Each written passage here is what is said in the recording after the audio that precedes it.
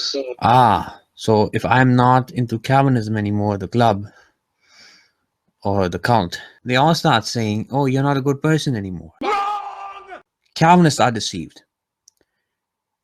Calvinists think that God hasn't given anybody libertarian free will. That basically free will is just an illusion. We just think that we can freely choose God, but actually we can't.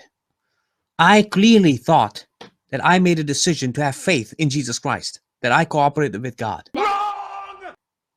It was only after I fell into Calvinism that I had to revise my position and think to myself, no, that was actually God alone doing all of it, monergistically, with no synergy involved.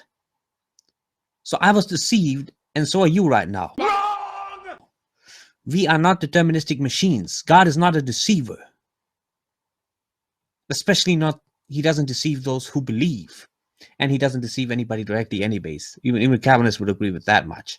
But the point is, in his revelation, and to those who will believe, he will not deceive them.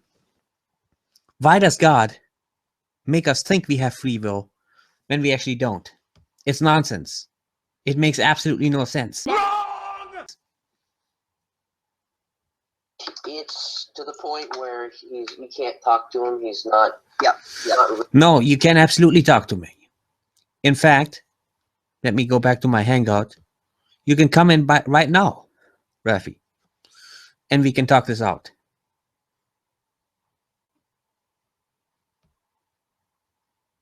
Reasonable, and so it's just. Well, I'm being very reasonable.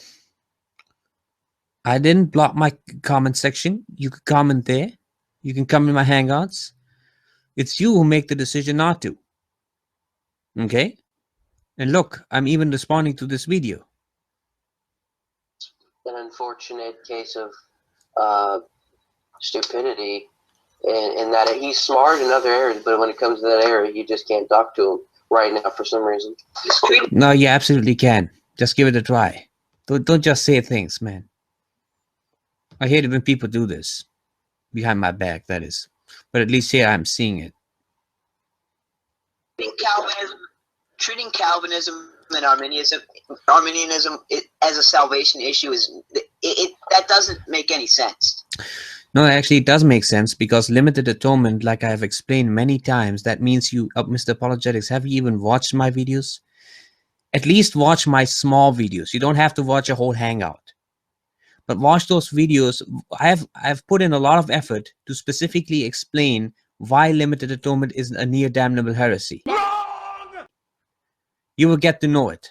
Had you watched that already, you wouldn't be asking this silly question that you're asking right now, or you wouldn't be making that exclamation, that silly exclamation that you made right now, that it doesn't make sense.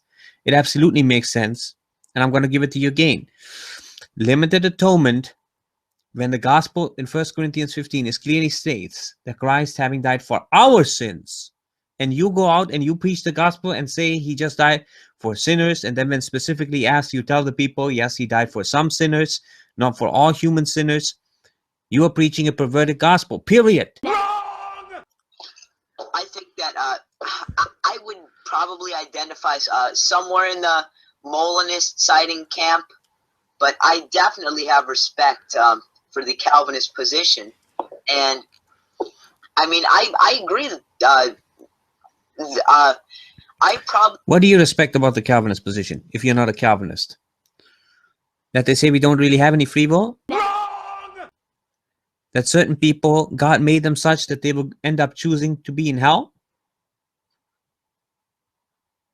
That he doesn't give them the option of believing in Jesus Christ because Christ didn't even die for them to begin with? And even though all of them are made, or some Calvinists will go even so far that the unelect are not even made in the image of God, but only in the image of Adam?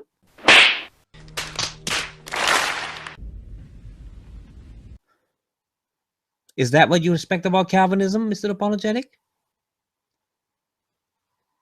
We agree with 3 of the 5 points of Tulip. And I think that they have a very high view of the sovereignty of God. Taking things to an extreme can be satanic.